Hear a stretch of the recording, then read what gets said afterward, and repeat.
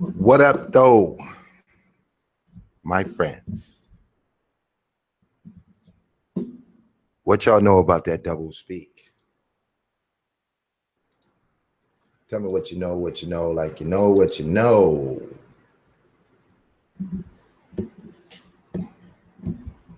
Notice the double speak amongst the conscious community advocates on YouTube. They love to use the word family. And they make it sound so sweet. They love to act like we are all family. They never true about who the family really is, though. So what I got before you today is a book I spoke of earlier that we pulled up earlier, and I want to read from this book. This is a new book to me. I recently discovered it. But guess what? Pit Boss got a hold of the PDF.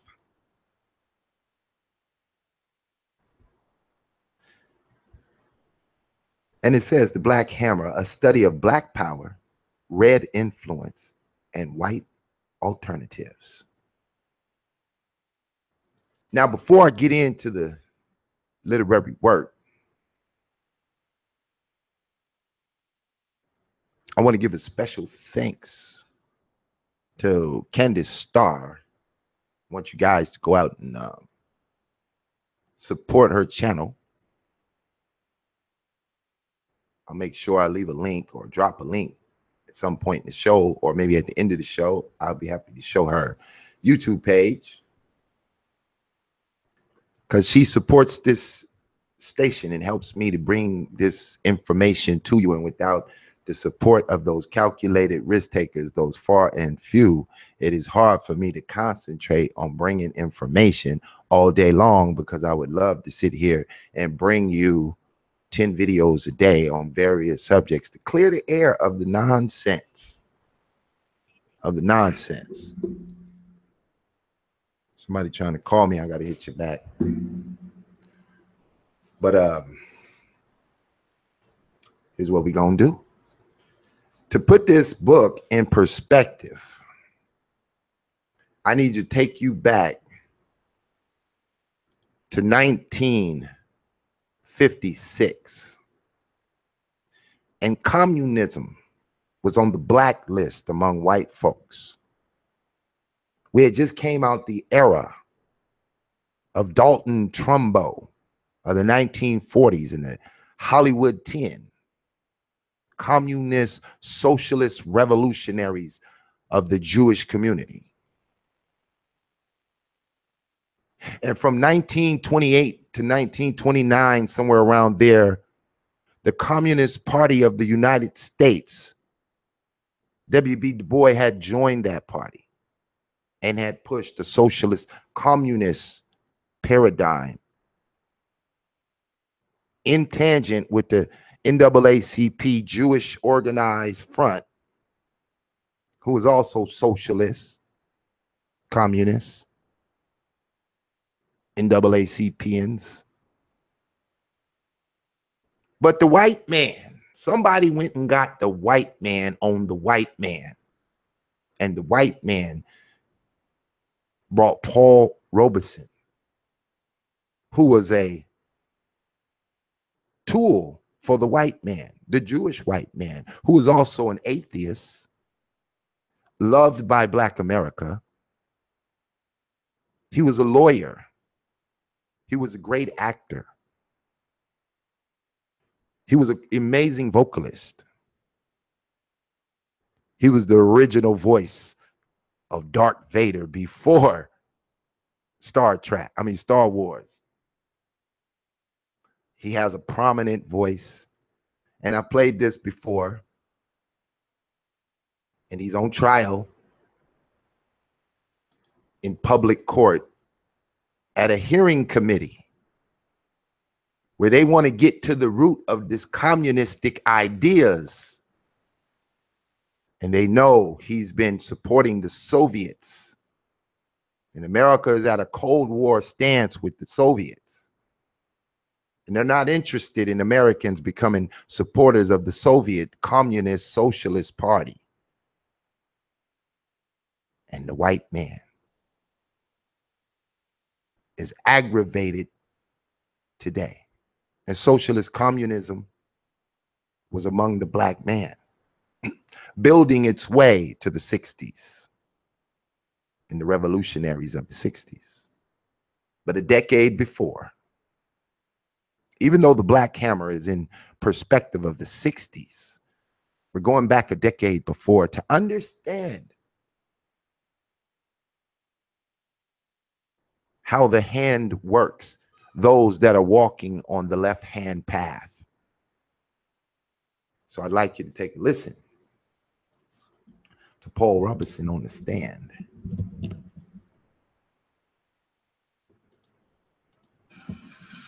I'm asking who's addressing me? I'm Richard Aarons.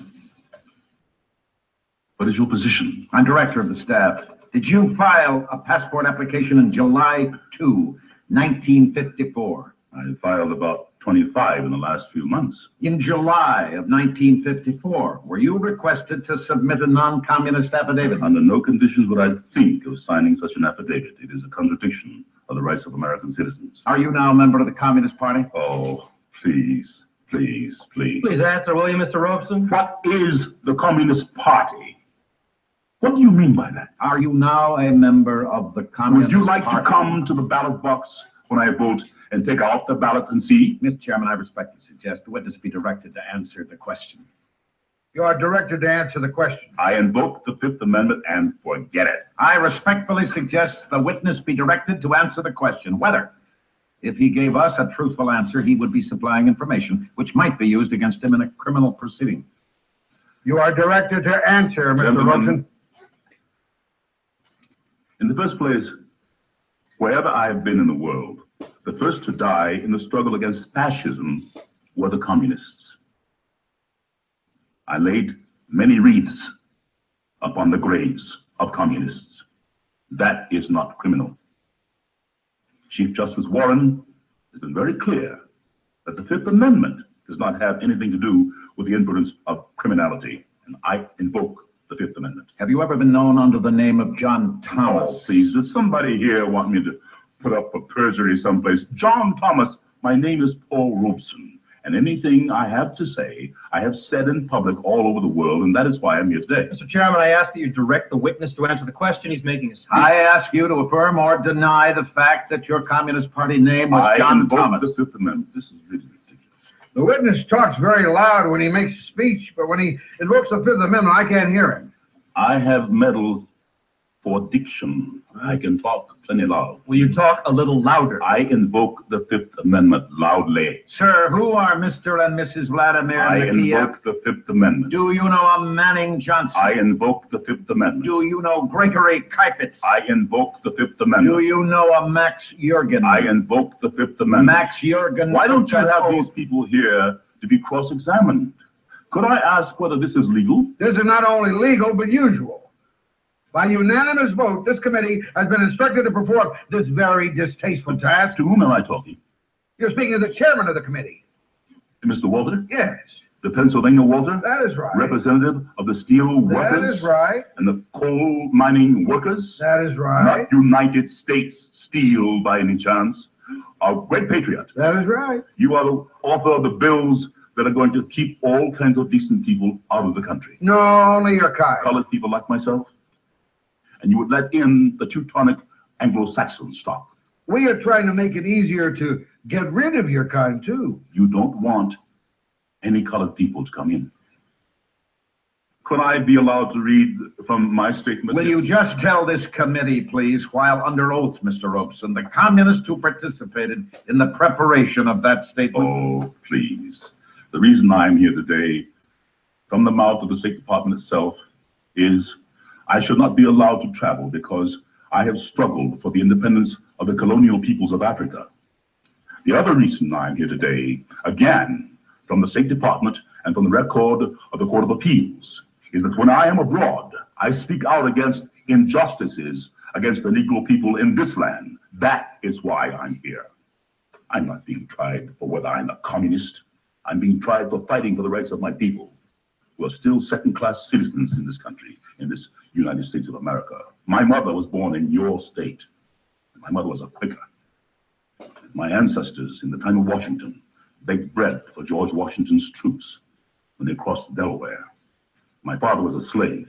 I stand here struggling for the rights of my people to be full citizens in this country. And we are not. We are not in Mississippi. We are not in Montgomery, Alabama. We are not in Washington. We are nowhere.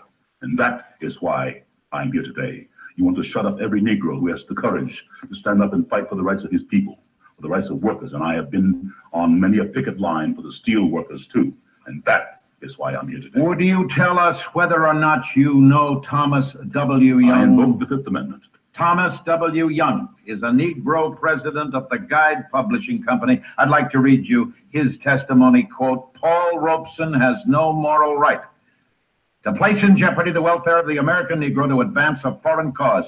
In the eyes of the Negro people, this false prophet is unfaithful to their country, and they repudiate him, close quote. Do you know the man that said that? I invoke the Fifth Amendment now. Can I read my statement? It is a sad and bitter comment. While you were in Paris in 1949, Mr. Robeson, did you tell an audience the American Negro would never go to war against the Soviet government? May I say that is slightly out of context? May I explain to you what I did say? I remember the speech very well. 2,000 students who came from populations that would range to 600 or 700 million people asked me to say in their name that they did not want war. No part of my speech in Paris says 15 million American Negroes would do anything. I said it was my feeling that the American people would struggle for peace, and that has been since underscored by the President of these United States. Now, in passing, I said... Do you know any people who want war? Listen to me. I said it was unthinkable to me that any people could take up arms in the name of a man like Senator Eastland of Mississippi against everybody. Gentlemen, I still say that. This United States government should go to Mississippi and protect my people. That is what it should do. I lay before you, sir, an article, quote, I am looking for full freedom, unquote, by Paul Robeson in The Worker. July 3rd, 1949, quote, I said it was unthinkable that the Negro people of America or elsewhere could be drawn into war with the Soviet Union. I repeat it with 100-fold emphasis, they will not, close quote. And gentlemen, they have not.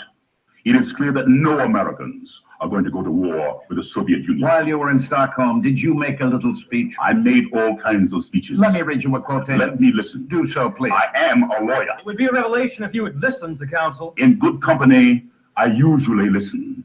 But you know, people wander around in such fancy places. You said, Mr. Robeson, and I quote, I belong to the American resistance movement, which fights against American imperialism, just as the resistance movement fought against Hitler. Just like Frederick Douglass and Harriet Tubman were underground railroaders and fighting for our freedom, you bet your life. I have to insist that you listen to these questions. I am listening. I quote further, why should the Negroes ever fight against the only nation in the world where racial discrimination is prohibited and where the people can live freely? Never. They will never fight against either the Soviet Union or the people's democracies, close quote. Did you make that statement? I do not remember, but what is perfectly clear today is that 900 million people, other colored people, have told you they will not. 400 million in India and millions everywhere have told you that. Witness has answered the question. He doesn't need to make a speech. Did you write an article that was published in the USSR Information Bulletin? Yes. Quote, I want to emphasize that only here in the Soviet Union did I feel that I was a real man with a capital M, close quote. I would say, what is your name? Aaron. I am quite willing to answer the question. When I was a singer years ago, and this you will have to listen to. I am listening. I am a bass singer, so for me, it was Chelyabin, the great Russian bass, not Caruso the tenor. I learned the Russian language to sing their songs. I wish you would listen now. Mr. Chairman, I ask you to direct the witness to answer the question. Just be fair with me. I ask for order. The great poet of Russia is of African blood. Let us not go It so is far important to afield. explain this. Did you make that When statement? I first went to Russia in 1934, Did you make that when I statement? first went to Russia in Did you make 1934, that statement? in Russia, I felt for the first time like a full human being. No color prejudice like in Mississippi. No color prejudice like in Washington. It was the first time I felt like a human being. When I did not feel the pressure of color as I feel it in this committee today. Why do you not stay in Russia? Because my father was a slave and my people died to build this country. And I'm going to stay here and have a part of it just like you. And no fascist-minded people will drive me from it. Is that clear? You are here because you are promoting the communist cause. I am here because I'm opposing the neo-fascist cause, which I see arising in these committees. Jefferson could be sitting here, and Frederick Douglass could be sitting here. Eugene Debs could be sitting here. Now, what prejudice are you talking about? You were graduated from Rutgers. You were graduated from the University of Pennsylvania. I remember seeing you play football at Lehigh. There was no prejudice against you. Just a moment. This is something I challenge very deeply, that the success of a few Negroes can make up for $700 a year for thousands of Negro families in the South. My father was a slave, and I have cousins who are sharecroppers. I do not see success in terms of myself. I have sacrificed hundreds of thousands of dollars for what I believe in. While you were in Moscow, Mr. Robeson, did you make a speech lauding Stalin? I can't remember. Have you recently changed your What has mind happened about to Stalin? Stalin, gentlemen, is a question for the Soviet Union, and I won't argue with a representative of the people who, in building America, wasted the lives of my people. You are responsible, you and your forebears, for 60 to 100 million black people dying in the slave ships and on the plantations. Don't you ask me about anybody. I'm sure you wouldn't want to discuss with us the slave labor camps in the Nothing Soviet can be built Union. more on slavery than this society, I assure you. I would invite your attention to the Daily Worker of June 29, 1949, with reference to a get-together with you and Ben Davis, formerly communist councilman in New York. Do you know Ben One Davis? of my dearest friends. He is as patriotic an American as can be, and you, gentlemen, are the non-patriots. Just a minute. Are the un-American. The hearing is now adjourned. I think it should be. I've endured all of this that I can. Can I read my statement? No, the meeting is adjourned. It should be.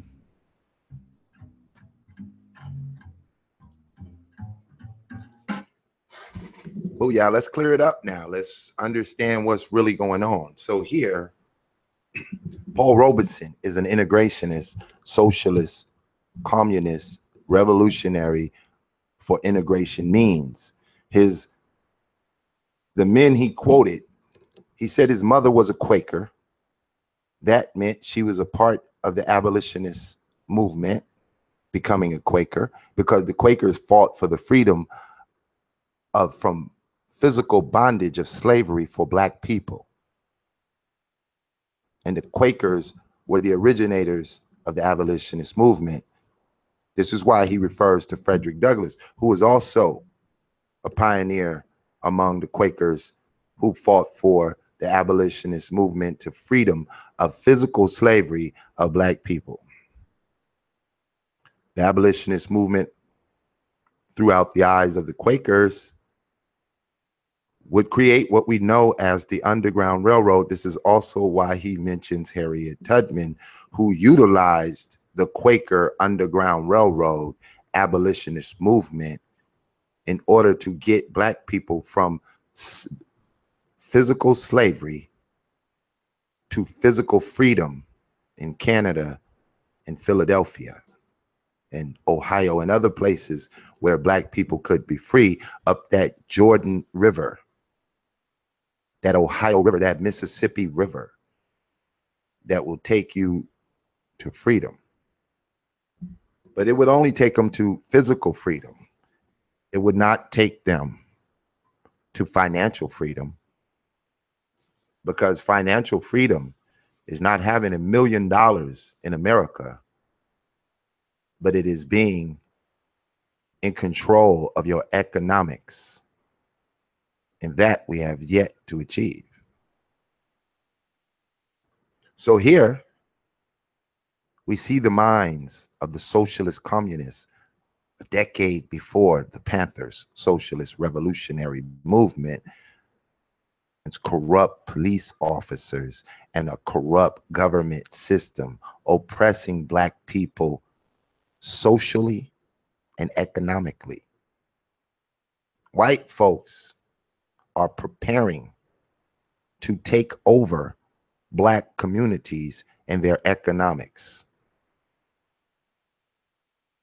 White folks are preparing to institute the 501c3 through Lyndon Baines Johnson in '65 with the help of the socialist Black America. And they are instituting these ideas among us through our radical revolutionaries that we so love today by certain groups. But this paradigm is flawed and cloudy and confusing when you listen to the fake Black powers of the day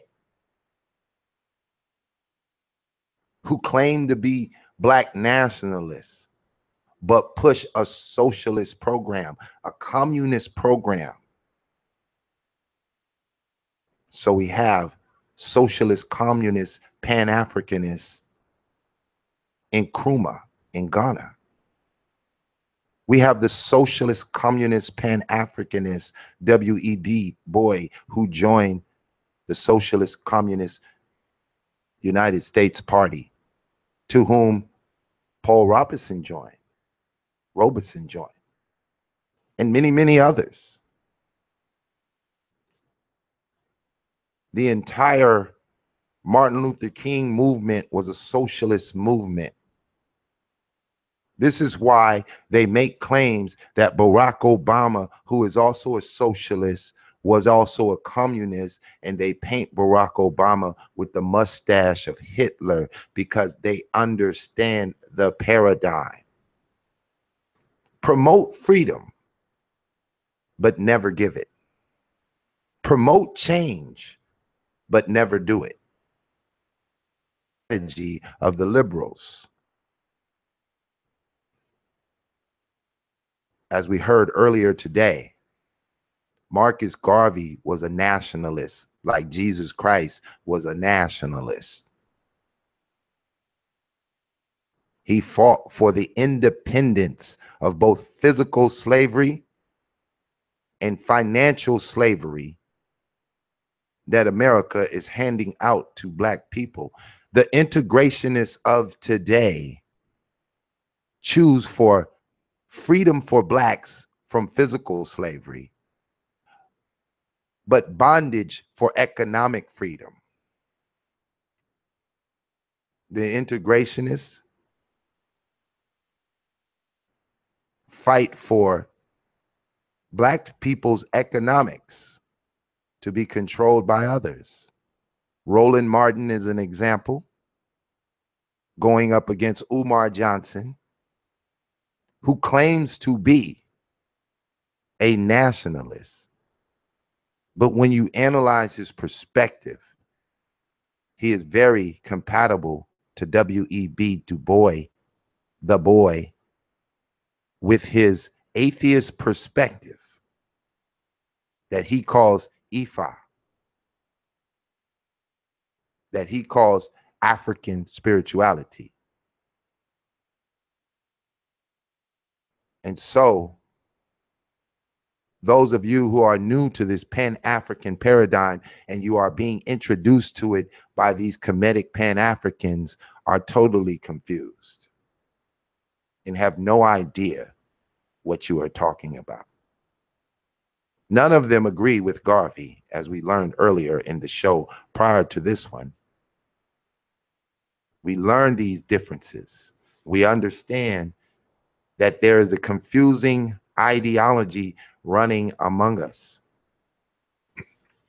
They fight Digital Pit Boss because I chose to go back to the original mindset of the Pan-Africans of the 1900 Pan-African Conference in London, where the stage was set. I follow the Christian nationalism of Martin Delaney. I follow the Christian nationalism of Nat Turner, Christian rebellion. I follow the Christian ideology of a David Walker's abolitionist push for freedom, both physical and financial and economical. To get free from slavery is to nationalize yourself from the control, complete control of your slave master. You are not free if he controls your bank account, but frees you from physical slavery. That is not freedom. Integrating into his economics where he controls the media, the news, Hollywood, the rap game, the newspapers, YouTube, Facebook, Twitter, Instagram, and you have control of nothing is not freedom.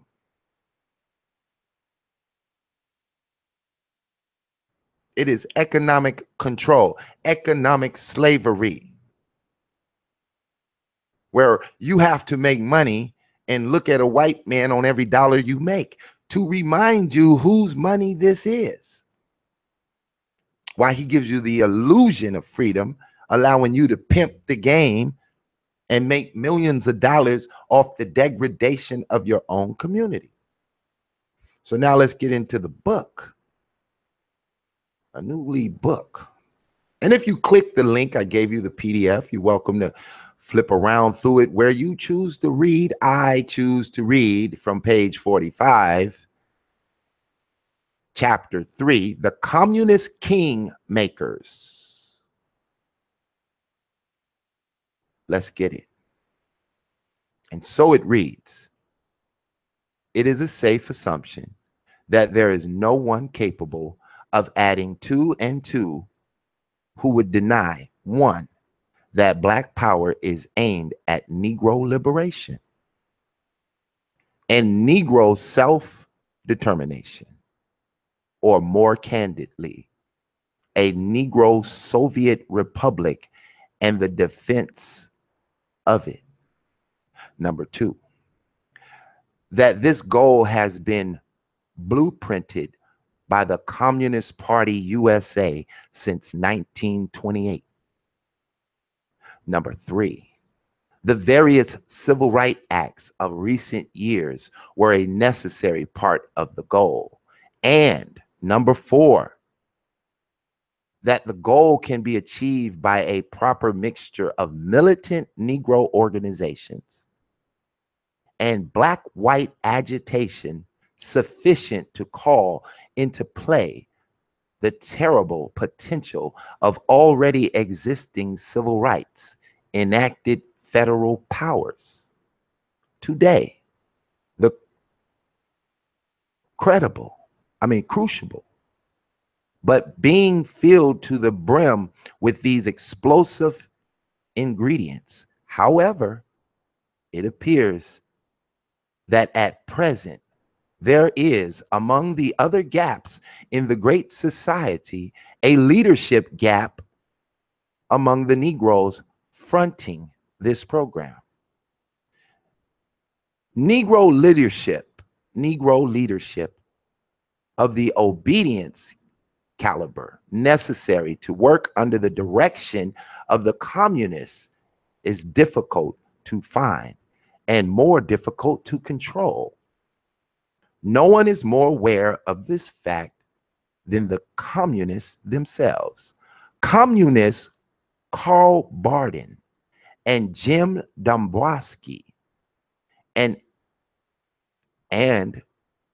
Albury Williams, 3 of the management team of Martin Luther King, have written very candidly of their travails in keeping King in line.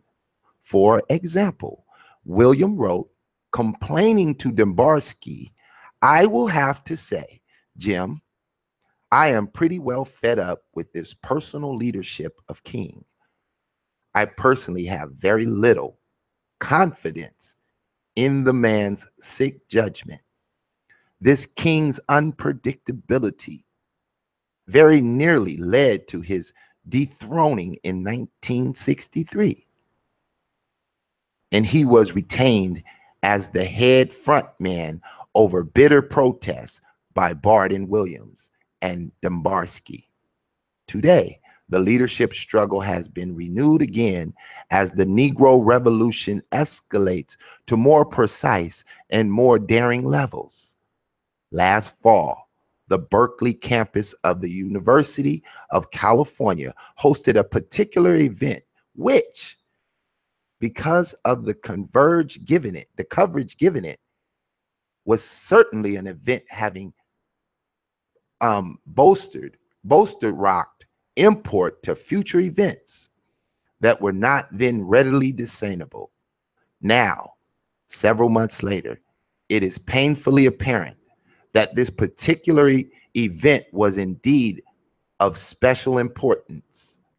The following coverage of the event will serve very well to give the reader some basis realities about the pending revolution. On October 29, 1966, the Students for the Democrat Society, SDS, had scheduled a rally to be held in the Greek Theater, which was impressively labeled the Berkeley Conference on Black Power. It would be remiss not to point out that without the publicity offered this rally by the media, the rally would have been one fat turkey. For 1 week prior to October 29th, the word was out. The San Francisco Chronicle, in a rare fit of journalistic honesty, gave an accurate account of the events building up to the rally. The media, coast to coast, follow the comings and goings of the star attraction, Stokely Carmichael. New leadership of the leftist-oriented Student Nonviolent Coordinating Committee, the SNCC. The carrot and stick technique was generously applied to the public. It was portrayed by the media that it was uncertain if Carmichael would show for the rally. It seems he was having difficulties with his draft board in New York. The proclivity for fantasy that the media often displays burdens on genius. If Carmichael was having difficulties with the draft board in the Bronx, it was news to the draft board, but it made good press in the San Francisco Bay Area. The alleged uncertainty of Carmichael's appearance was in fact about as uncertain last week's result at Churchill Downs. The only people who were in doubt were the droves of the curious from all over the Bay Area that came to find out the rally, as the media continued to call it, was the concerns of just about everybody. The soon-to-be ex-governor came to the Bay Area to add the prestige of his office to the scheduled affairs, to add to the already established fact that this Black Power meeting was fraught with dynamic potential. Governor Brown called an emergency high-level conference with every law enforcement head in the Bay Area. That meeting, held on October 28th in Oakland, was attended by the Alameda County District Attorney Frank Coakley, the Sheriff Frank Madigan. Present were the Chief of Police Robert Preston of Oakland, Tom Cahill of San Francisco, and William Bell of Berkeley. The Chief of the California Highway Patrol, Bradford Crittenden, some down from Sacramento. Even the CHP Inspector Don O. Cornell was present, as was U.S. Campus Chief Frank Woodward. Finally, the police department of nearly every town in the East Bay was represented. Doesn't it reflect a strange paradox that Mr. Brown, who finds himself quite comfortably in the company of radicals who so professedly inhabit the U.S. environs, would call for such a tour de France as this? And on the eve of the rally, needless to say, this proposed law enforcement meeting was reported in Thursday's paper. The intent, of course, was to promote the idea that Black Power convocations was fraught with peril. From all the publics granted this Black Power wing-ding, it is suspected that the great part of the lemon-sucking media and the liberal establishment in toto were disappointed that violence did not erupt. It was that they didn't try. Saturday morning, on time, the rally got underway. The weather was cooperating to the fullest. It turned out that October 29th was a rare fall day by any standard. By all hazy, a warm, lazy, perfect day, much too nice for a riot. As is customary with U.S. left-wing operation, the order of the day was organization. Book stands were well stocked. Little knots of little beaded people appeared on cue. Stop to listen to the conversations, and you overheard lots of big talk. Black Power is pure proletarian. Man, I'm not sure full conciliations will increase our total strength. This Bettina. And Bettina was. So was every other famous revolutionary U.S. had on stock. Hall Jacobs, Jerry Rubens of SDS, Mike Smith of Free Speech fame, Peter Carmichael of the Young Socialist Alliance, the YSA, and one of the far left most vulnerable workers, Mike Miller of the new escalated slate. Great red lights. These and the lesser lights were in abundance. Charles Weltner, the Georgia congressman who withdrew his candidacy in protest against the now governor of Georgia, Lester Maddox, who was in attendance. If they weren't there that day, they had to have an excuse from the teacher, unless, of course, the teacher was in Moscow. And some of them were. The rally was sponsored by the Students of Democratic Society, the SDS, a fairly new creation of the communist-led left wing. But sponsorship are merely formality. Representation is what counts. And no one was left out.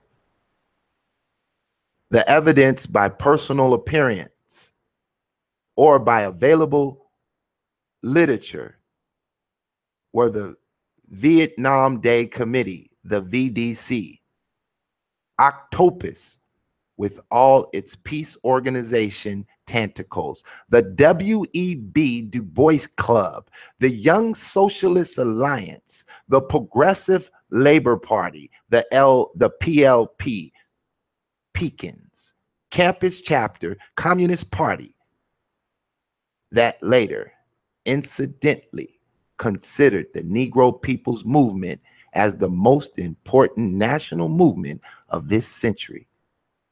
To any reasonable, well-disciplined party functionary, this statement becomes an admonishment of conical proportions.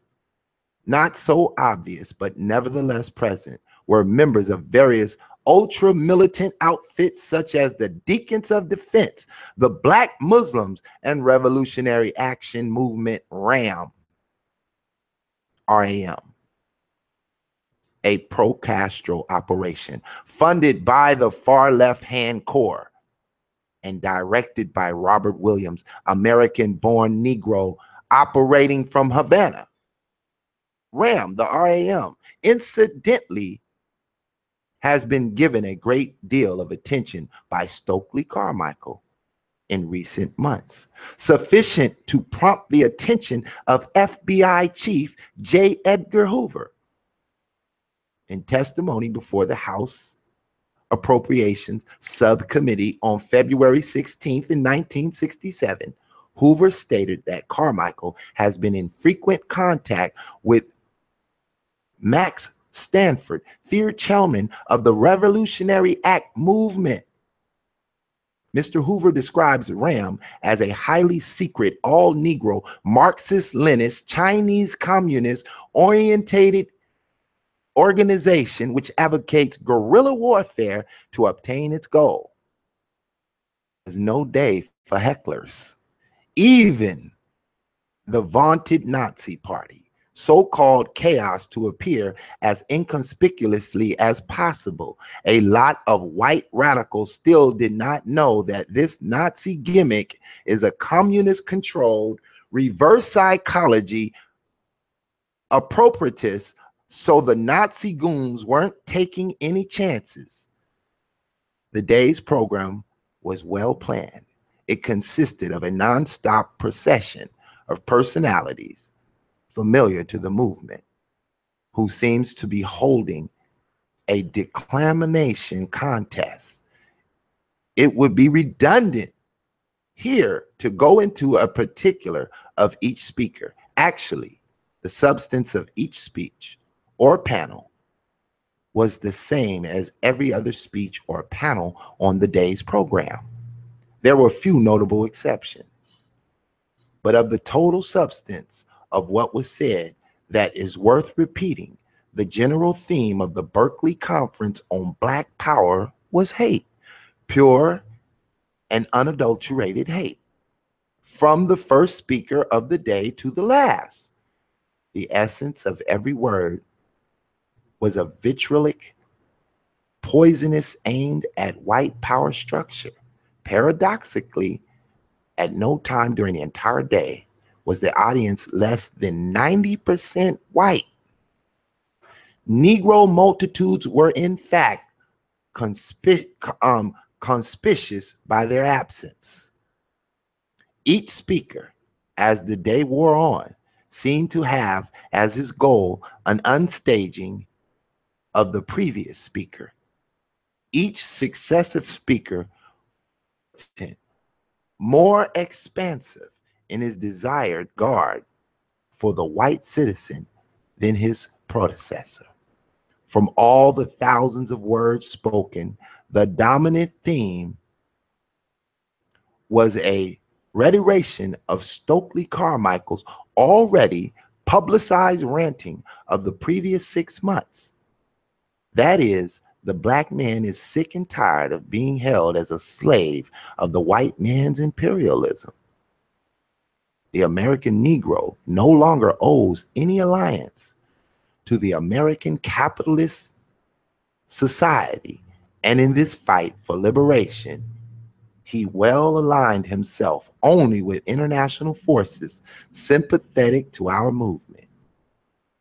Asked what this meant, the answer came back: we, Black Power, will align with any foreign power that will help us in our fight for self-determination and join us in the total destruction of capitalist imperialism. I'll stop right there.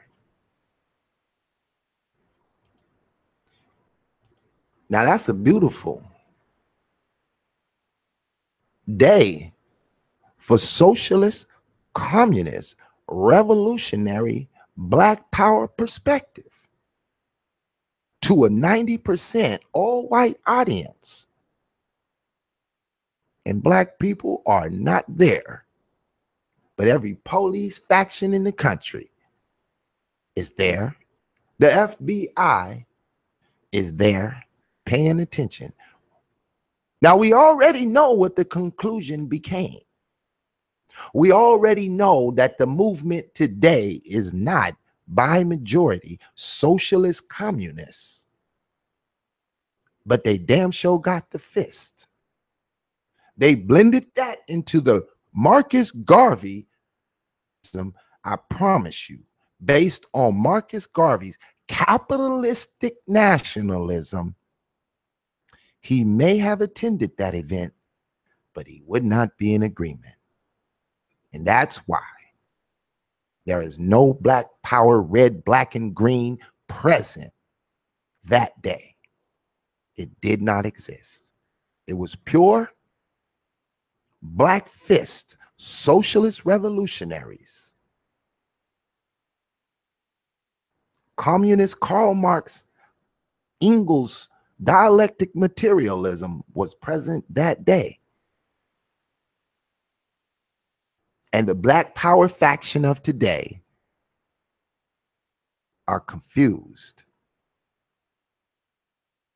by the hodgepodge mergence of the Communist Party, merging themselves into the black nationalism of Marcus Garvey, the black nationalism of Sylvester Williams, the black nationalist capitalist perspective of Mark Delaney, the black nationalist STEM-based science, technology, engineering, Christian Pan-African perspective of Booker T. Washington. And this is why these brothers today hate Digital Pit Boss, because he represents capitalism in do for self. Black nationalism and the organizationing of your own country, operating in a total revolutionary idea of the Jesus Christ nationalist Israelite perspective of the first century. And thus goes the saying, Black power is economic control of your environment.